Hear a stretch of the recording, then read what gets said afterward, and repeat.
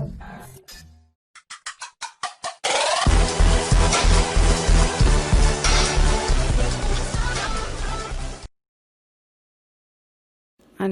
வணக்கம்.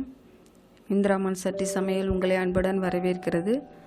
இன்றைக்கி எண்ணெய் கத்திரிக்காய் குழம்பு செய்ய போகிறேங்க. அதுக்கு தேவையான பொருளாக எடுத்து வச்சுருக்கேன். கத்திரிக்காவை சுத்தம் பண்ணி எடுத்து வச்சுருக்கேங்க. எண்ணெய், கடுகு, மஞ்சத்தூள், மிளகுத்தூள், ஜீரகத்தூள், கடலைப்பருப்பு, உளுத்தம்பருப்பு, வெந்தயம், சின்ன வெங்காயம், பூண்டு, தக்காளி, உப்பு, மல்லித்தூள், மிளகாய்த்தூள், புளி, கருவேப்பிலை, கொத்தமல்லி எடுத்து வச்சுருக்கேங்க. வாங்க எப்படி செய்கிறதுன்னு பார்க்கலாம். ஸ்டவ் ஆன் பண்ணிக்கலாங்க. சட்டி வச்சுக்கலாம். சட்டி காஞ்சதுக்கப்புறம் எண்ணெய் விட்டுக்கலாங்க. எண்ணெய் காஞ்சதுக்கப்புறம் வெங்காயம், பூண்டு சேர்த்து வதக்கிக்கலாங்க. நாட்டு கத்திரிக்காய் ரொம்ப நல்லதுங்க. பொதுவாக கத்திரிக்காயில் இரும்பு சத்து, நார் சத்து உள்ளதுங்க. அதுங்க பூண்டு, வெங்காயம்லாம் வதங்கிருச்சு. இப்போ தக்காளி சேர்த்து வதக்கிக்கலாங்க.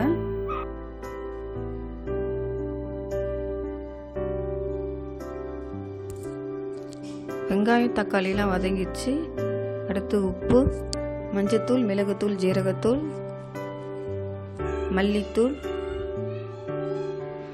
மிளகாய்த்தூள் சேர்த்து நல்லா வதக்கிக்கலாங்க.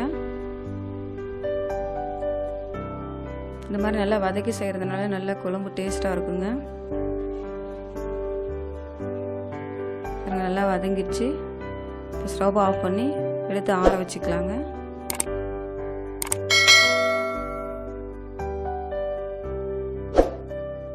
ஆறிடுச்சு, எடுத்து அரைச்சிக்கலாங்க.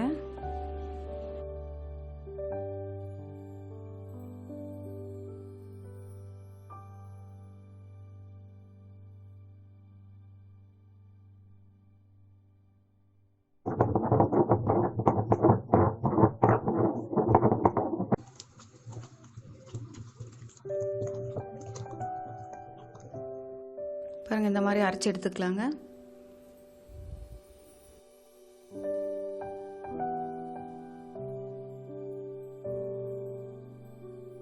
ஸ்டவ் ஆன் பண்ணி சட்டி வச்சுக்கலாங்க. சட்டி சூடேறட்டும். அதுக்குள்ளே எடுத்து வச்சுருக்கிற கத்திரிக்காயை இந்த மாதிரி கட் பண்ணிக்கலாங்க. கட் பண்ணிவிட்டு உள்ளே புழுவெலாம் இருக்கான்னு பார்த்துக்கலாங்க. இதே மாதிரி எல்லா கத்திரிக்காயும் கட் பண்ணி வச்சுக்கலாங்க.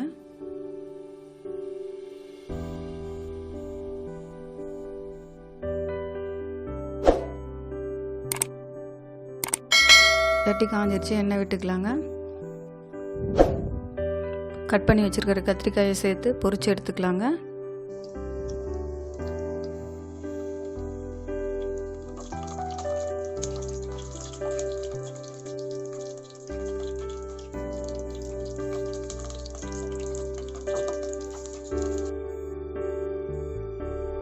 கத்திரிக்காய் நல்லா பொரிஞ்சிருச்சு. இப்போ கத்திரிக்காவை மட்டும் எடுத்துக்கலாங்க. இந்த மாதிரி எடுத்துக்கலாங்க. இப்போ அதே எண்ணெயிலே கடுகு போட்டுக்கலாம். கடுகு பொரிஞ்சதுக்கப்புறம் கடலைப்பருப்பு, உளுத்தம்பருப்பு, வெந்தயத்தை சேர்த்து நல்லா வறுத்துக்கலாங்க. இப்போ நல்லா வறுபட்டுருச்சு. அது கூட கருவேப்பிலை சேர்த்துக்கலாங்க.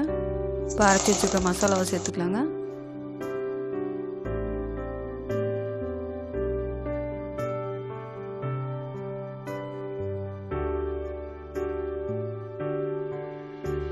புளிக்கரைச்சல் ஊற்றிக்கலாங்க.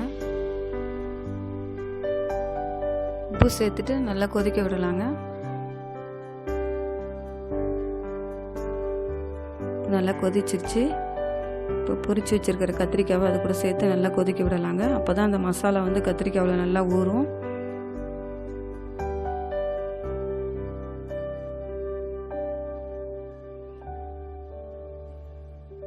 பாருங்கள், நல்லா கொதிச்சிருச்சு. எண்ணெயெல்லாம் மேலே மிதந்து வந்துருச்சு பாருங்கள். இப்போ ஸ்டவ் ஆஃப் பண்ணிவிட்டு இறக்கி வச்சுக்கலாங்க. இப்போ எண்ணெய் கத்திரிக்காய் குழம்பு ரெடி ஆயிடுச்சு. கருவேப்பிலை கொத்தமல்லி சேர்த்துக்கலாங்க. நீங்களும் உங்கள் வீட்டில் செஞ்சு பாருங்கள். செஞ்சு பார்த்துட்டு உங்களோட கமெண்ட்ஸை சொல்லுங்கள். மீண்டும் அடுத்த வீடியோவில் சந்திக்கலாம். நன்றி, வணக்கம்.